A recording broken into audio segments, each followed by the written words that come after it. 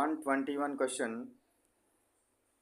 A soft iron nail becomes magnet when current flows through a coil wound around it. So ఏమన్నాడు, ఒక soft iron nail ఉందంట. ఈ nail చుట్టూ ఒక కాయిల్ని చుట్టినాడు, ఒక వైర్ని చుట్టినాడు. దాని చుట్టూ ఏం చేసినాడు, current flows through a coil అనేది చుట్టినాడు, వౌండ్ చేసినాడు. చేస్తే ఏమవుతుంది, ఇది మ్యాగ్నెట్గా మారుతుంది. దీని కూడా కరెంట్ ప్రవహిస్తే మ్యాగ్నెట్గా మారుతుంది. దీన్ని ఎలక్ట్రోమాగ్నెట్ అంటారనే విషయం మనకు తెలుసు. Reason, current carrying conductor produces a magnetic field around it self, around them. Correct, magnetic field వస్తుంది కాబట్టి మ్యాగ్నెట్గా మారింది. మ్యాగ్నెటిక్ ఫీల్డ్ రాంది మ్యాగ్నెట్గా మారుతుందా, మారదు. That's why assertion is correct, reason is correct and reason is correct explanation. Reason is what, correct explanation. Okay, that's why A is the correct one. Question number 122. A fuse is connected in series with electric circuit. ఫ్యూజ్ని ఎప్పుడు electric సర్క్యూట్లో సిరీస్లోనే కలుపుతారు. సిరీస్లో కలపడం అంటే ఏంటిది, ఇట్లా fuse ఉందనుకోండి, ఈ వైర్ యొక్క మొదటి కొనను ఇటువైపు, రెండవ కొనను ఇటువైపు కనుక కలిపితే దాన్ని ఏమంటారు, సిరీస్ కనెక్షన్ అంటారు. ఇట్లా బ్యాటరీస్ కనుక, బల్బులు కనుక లేదా ఉన్నట్టయితే దీని యొక్క రెండవ దాన్ని తర్వాత దాన్ని మొదటి దానికి కలపాలి, దీని రెండవ దాన్ని తర్వాత దాన్ని మొదటి దానికి, ఇట్లా సర్క్యూట్ కలుపుకుంటూ పోతే, వరుసగా కలుపుకుంటూ పోతే దాన్ని ఏమంటారు, సిరీస్ అంటారు. ఫ్యూజ్ని ఎప్పుడు సిరీస్లోనే కనెక్ట్ చేయాలి.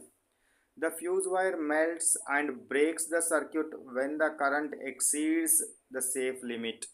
సో కరెంట్ అనేది ఏమవుతుంది, మనకు దీని గుండా కరెంట్ అనేది ఎక్కువ ఫ్లో అయితే అది ఏమవుతుంది, ఇది మెల్ట్ అయ్యి ఫ్యూజ్ వైర్ అనేది తెగిపోతుంది. ఫ్యూజ్ వైర్ అనేది తెగిపోయి కరెంటు ప్రవహించడం ఆగిపోతుంది. కాబట్టి సిరీస్లో ఉంటేనే ఒక దగ్గర తెగిపోతే వెనక ఏవి పనిచేయవు.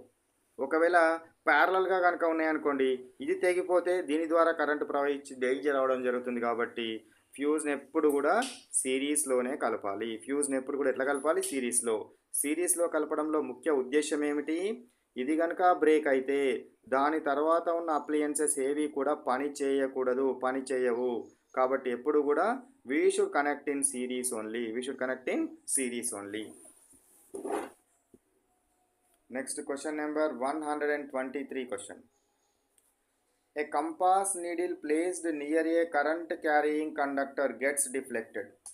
సో ఒక కరెంట్ క్యారీయింగ్ కండక్టర్, ఒక కరెంట్ కనుక ట్రావెల్ చేస్తూ ఉన్నట్టయితే, ఒక కరెంట్ కనుక వెళ్తూ ఉన్నట్టయితే దీని చుట్టూ మ్యాగ్నెటిక్ ఫీల్డ్ ఏర్పడుతుంది అనే విషయం మనకు తెలుసు. మ్యాగ్నెటిక్ ఫీల్డ్ ఏర్పడుతుంది కాబట్టి కంపాస్లో ఉన్న నీడిల్ అనేది ఏమవుతుంది, కదులుతుంది, కదలిక వస్తుంది. కాబట్టి this is the what correct one. Electric current through a conductor produces magnetic field around it. So magnetic field electric carrying conductor ద్వారానే ప్రవహిస్తున్న తీగ చుట్టూ అయస్కాంత క్షేత్రం ఏర్పడడం జరుగుతుంది అనేది మనం చర్చించడం జరిగింది. కాబట్టి assertion correct, reason correct, both explanation of reason is also correct. అన్ని ఏ ఆప్షన్ ఇచ్చింది వీడు. Next question number 124.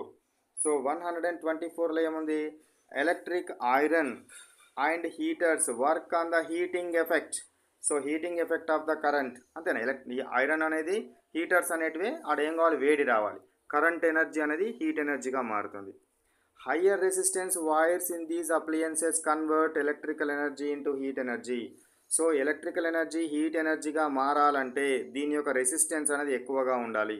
రెసిస్టెన్స్ అంటే కరెంటు ప్రవహించనీయకుండా అడ్డుకునే రాశి.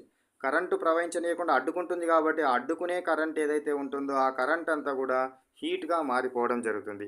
ఆ కరెంట్ అంతా ఎట్లా మారుతుంది, హీట్గా మారడం జరుగుతుంది. కాబట్టి హయ్యర్ రెసిస్టెన్స్ వైర్స్ని మనం ఎందులో, హీటర్స్లో యూజ్ చేయడం జరుగుతుంది. కాబట్టి both assertion, reason correct and reason is the correct explanation for assertion.